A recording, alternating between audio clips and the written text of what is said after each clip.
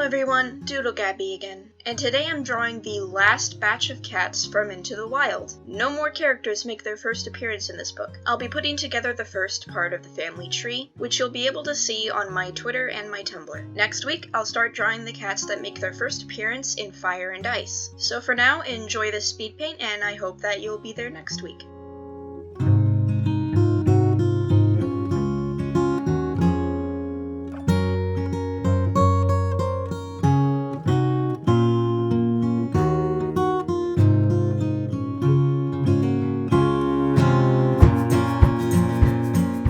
I have my own headcanon for why Blue Star decided to apprentice Brackenfur and Cinderpelt early, despite them just dealing with a leader who was apprenticing kits too soon. Broken Star was apprenticing every kit that he could too early, but Cinderpelt and Brackenfur were getting too big for the nursery pretty early. The pair had hit a growth spurt and were just as big as any other apprentice, and were crowding up the nursery as a result. In this headcanon, Cinderpelt's growth spurt kind of stops after she becomes about the height of your average ThunderClan warrior. Brackenfur, on the other hand, easily hits the height of their dad, and both kits inherit his big bushy mane. I would compare my Brackenfur design to a big fluffy lion plushie you'd have as a kid. He's friendly and a good warrior, and probably would have made a good deputy if Brambleclaw had gotten the position.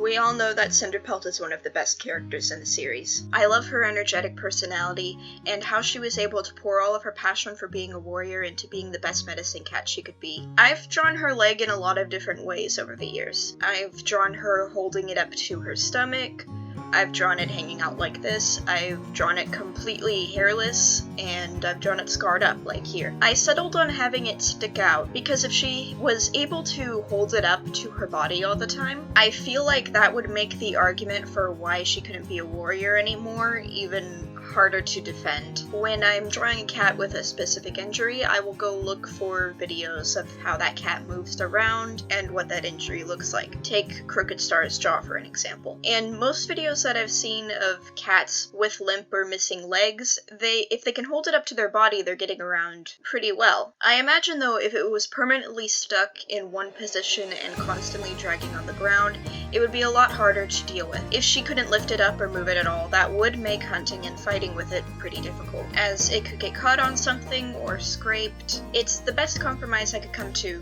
why she couldn't be a warrior anymore. Maybe if the two legs in the new prophecy had caught her, they would have completely removed the leg. I think that would actually be an interesting idea for a character. Maybe I'll use that.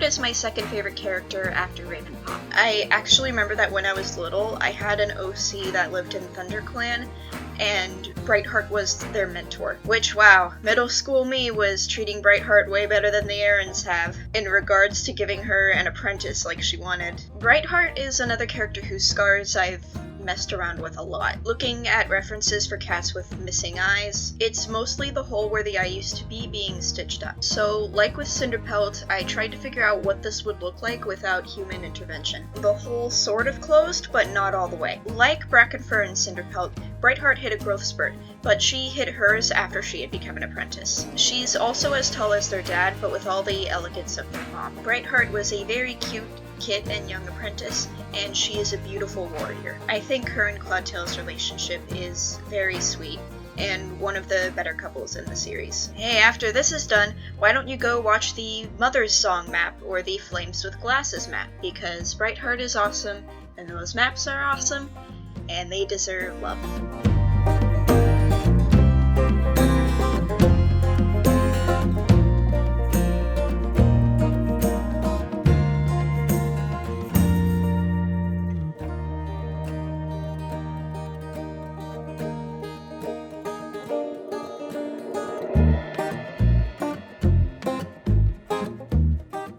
Thornclaw is the one kid in this litter that turned out to be a jerk, and he is not allowed to retire. He's got 2 character traits, and it's being a jerk and working harder than probably any cat in the clan. He's the patrol guy. He always needs to be the patrol guy. This guy isn't gonna retire. He's gonna go out like Dustpelt, and it's gonna be exactly what he wants for himself. I don't hate Thornclaw. I like that we have a couple of characters in ThunderClan who are willing to cause conflict, but that doesn't change the fact that he's the relative you don't speak to. He's the shortest out of his siblings, reaching his mom's height, and I wanted to give him a very sharp, hardened type of appearance. Thornclaw is ready to patrol and fight and hunt at all times. Whatever you need him to do, he'll go do it, but he likes patrols. Also, he and Ash are our friends. Go watch Moon Kitty. You're probably already watching Moon Kitty. Go watch Moon Kitty some more.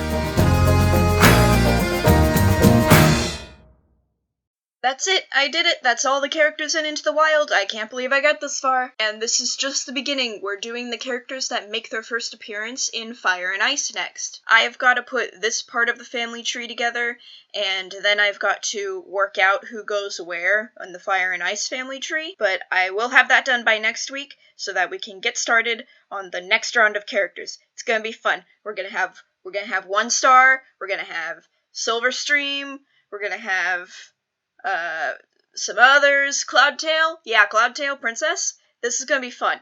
This is gonna be a lot of fun. I'm excited. So, until then, I will see you next week. Subscribe if you want to catch the next video. The links to my Tumblr and Twitter, where you'll be able to find all these designs in the coming days, and the family tree, are down below. And yeah, I will see you next week. Thank you so much for watching. I really appreciate it, and I will see you then. Bye!